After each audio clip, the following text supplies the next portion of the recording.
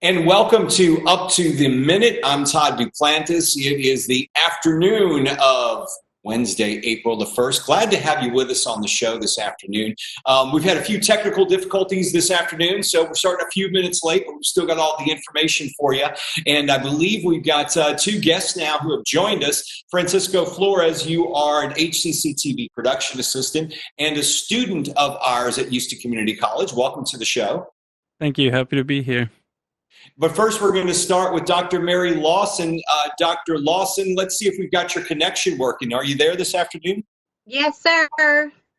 All right. Glad to have you with us. We're going to get to Francisco in a few moments, but thank you for being here this afternoon. I want to congratulate you first off because you're recently at the Board of Trustees receiving an award. You want to touch on that briefly?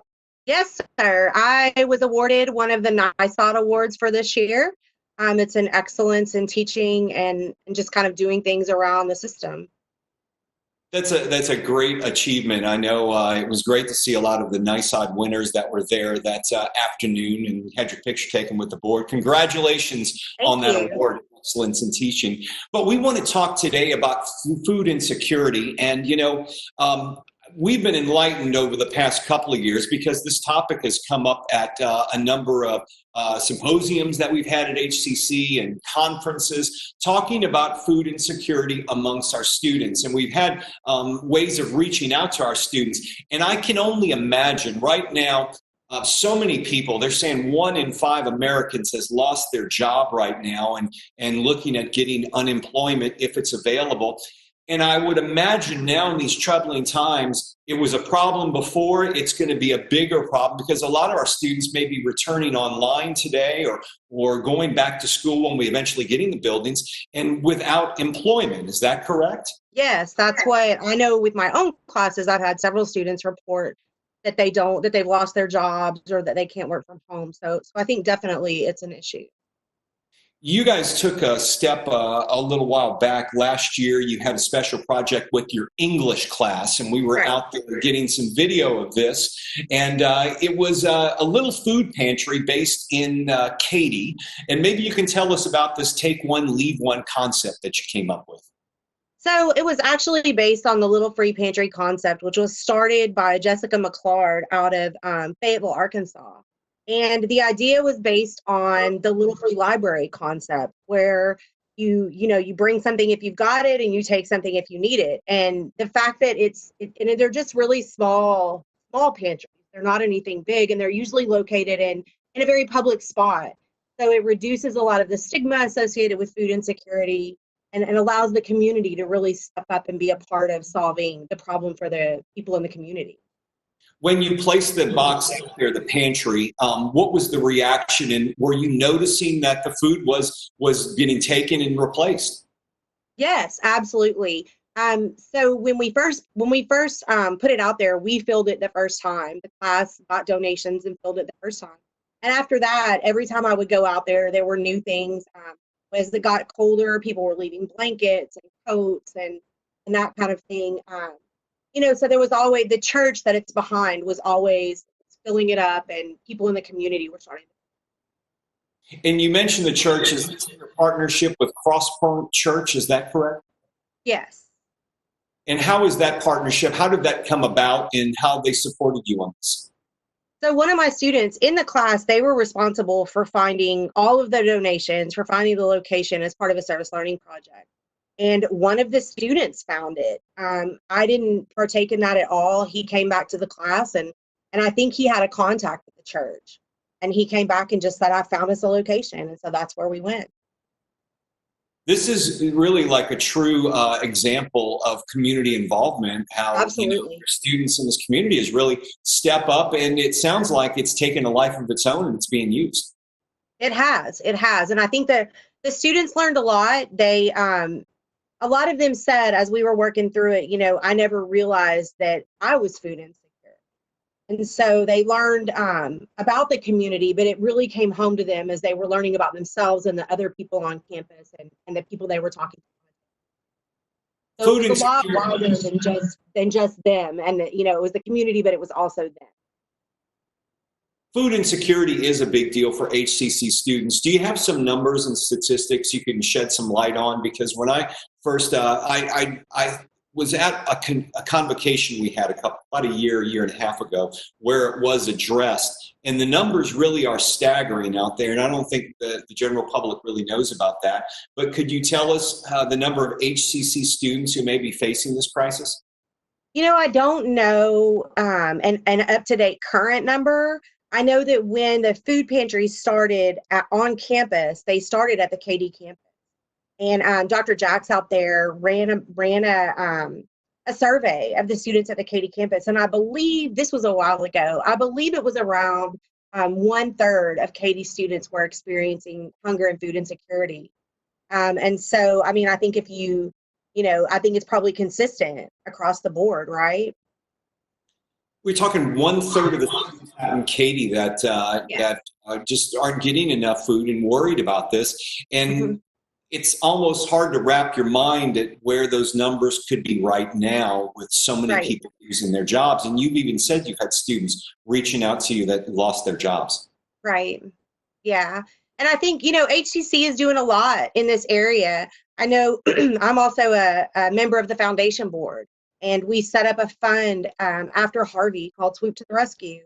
And they've earmarked a lot more money to go to students right now who are having food and housing insecurity, who may have trouble paying bills and that kind of thing. So quite a bit of money from our faculty goes into that fund, and it goes straight to student use. So that's a really nice thing that's coming out through the financial aid office, and it's being funded by the foundation.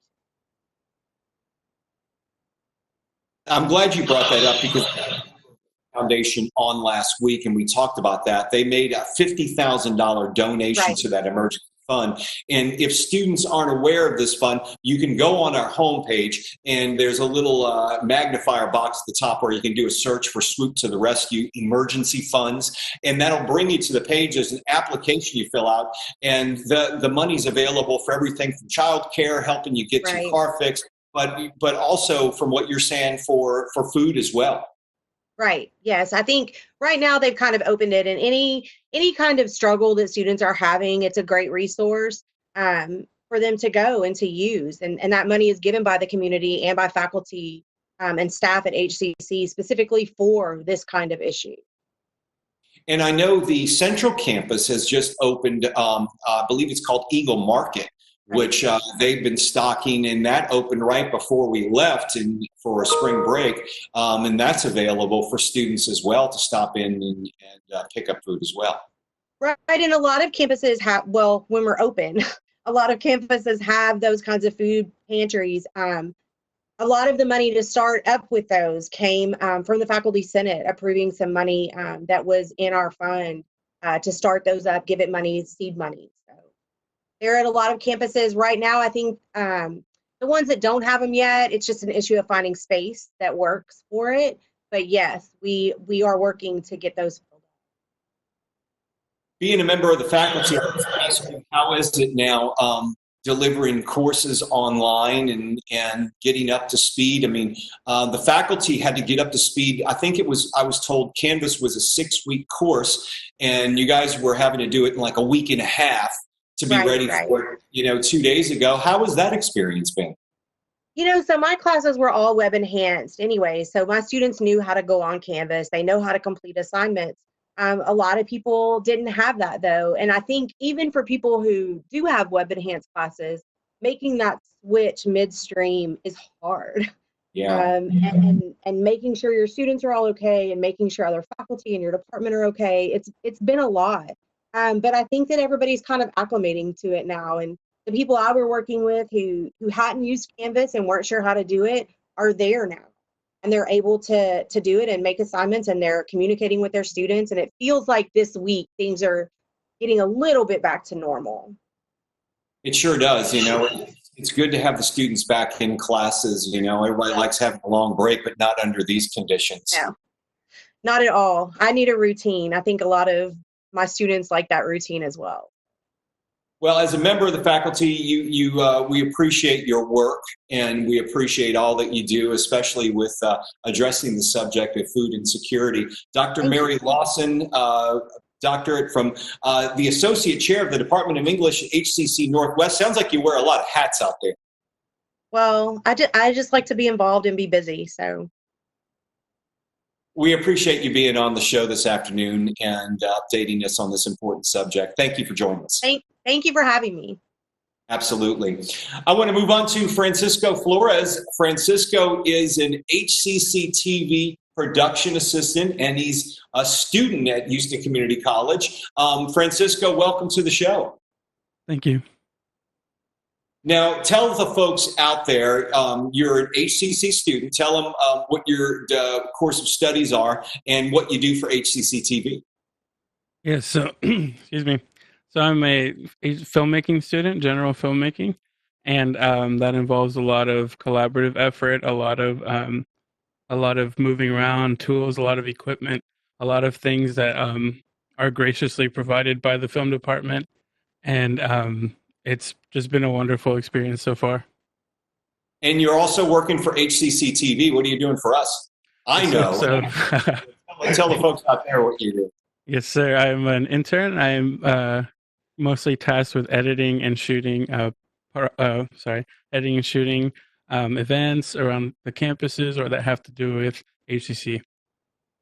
We do spend a lot of time with our interns, and they do a lot for us. We appreciate all the interns and the part-time workers and the students. We've got a good number of students that are working for us this semester. You guys are all turning out some great work. One thing I do want to show is you were most recently, you shot a piece, and you want to tell us about what we're showing right now about a friend of yours who's a pilot? Yes, sir. So a friend of mine, he's a licensed pilot, but right now he's getting his certification for commercial pilots, so to work for one of the big transportation agencies.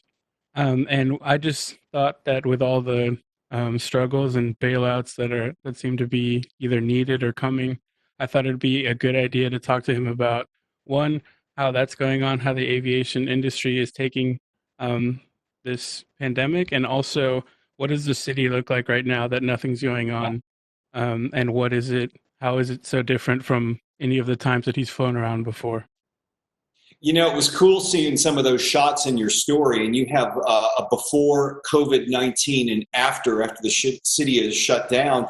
And years ago, long time ago, I used to work in traffic news, and I flew in a helicopter every morning reporting the news, and seeing some of those freeways the way they are now with no one out on them. Those are some amazing shots, and your friend was able to shoot those from the plane, correct? Yes, sir. He was able to shoot with his phone and with a GoPro. With a GoPro. Boy, he did some incredible stuff. If you haven't seen Francisco's piece, we're currently running it on our Facebook page. You can take a look at it. It's also on our YouTube channel. And you guys are working, so just to give an idea of what y'all are doing right now, not just as a student, I'm going to get to that in a second, but as an intern for HCC TV, we've still got you guys busy. Ask them or tell the folks what you've been doing for us while we've been out of the office. Yes, of course. So we've been doing a lot of brainstorming and trying to develop our, the interns, develop our own content, our own output to try to help with what's going on, and especially with not being able to be at the office. It's been a little difficult, but it's also, I think, allowed us to kind of be forced to be more creative and allowed us to kind of grow in that. And I think it's benefited me a lot, giving me a routine, because being at home, not being able to go out, it's hard. I'm not receiving the same signals from my daily activities that I used to. So it's been nice to have that routine again. And the content you guys have been producing, we've been sending out in social media. What I like about it is, Francisco, you're giving us a different perspective that we just don't see through our eyes, from a perspective of not just a film student, but as an HCC student. So you guys are giving us a view into your world and the things that you're seeing right now, because we're all kind of stuck in a way at home, but we're all working and doing our jobs. Let me ask you, as a student, how have things been going back to classes online? How's that experience been? So I started on Monday. I started with my first class since returning, and it's been interesting. There's been a lot of I guess I don't want to say concessions, but because of the situation, there are a few concessions, especially with the really hands-on experience that we had been getting in our classes. A lot of being able to use the film programs, equipment, lights, cameras that we no longer are able to do. So it's been interesting adjusting to that, but I think that they've been allowing us to really just do what we can with what we have. And I think that's really important especially for those who really just have their phone.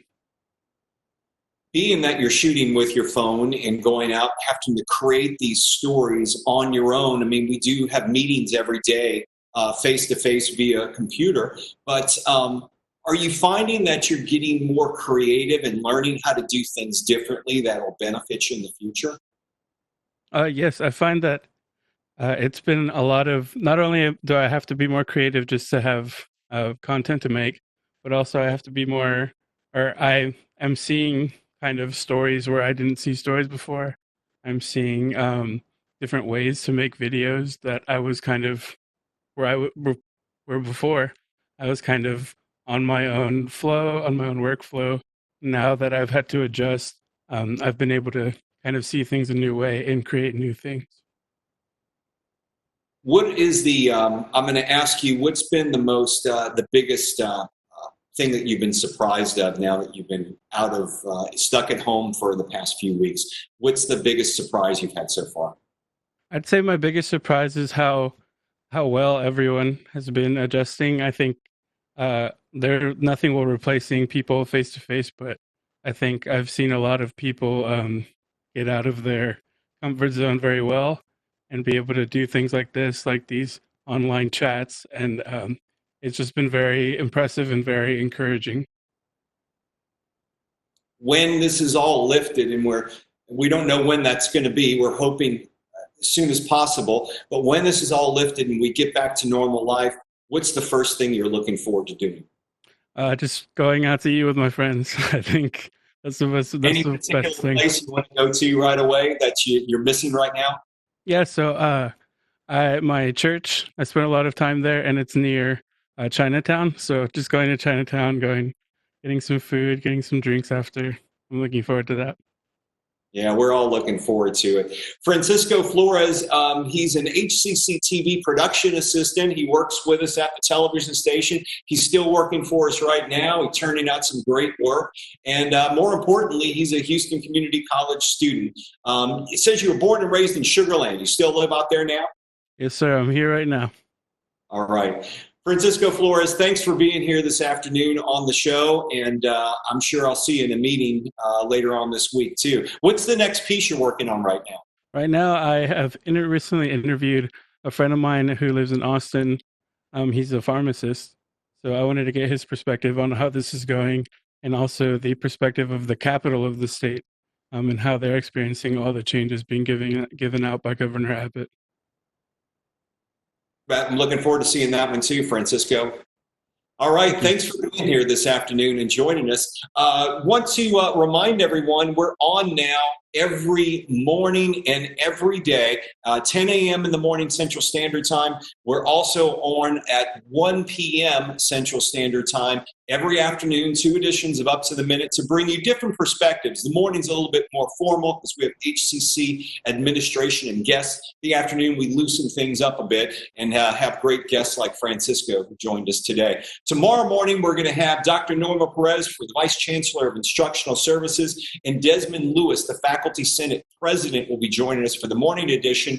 So certainly if you're a faculty member, watch the recorded piece in our social media afterwards, or better yet, just join us live if you can tomorrow morning at 10 a.m. Central Standard Time. For all our HCC updates involving this COVID crisis we're going through, you can visit hccs.edu/health-notice. That's got information for faculty, staff, and students.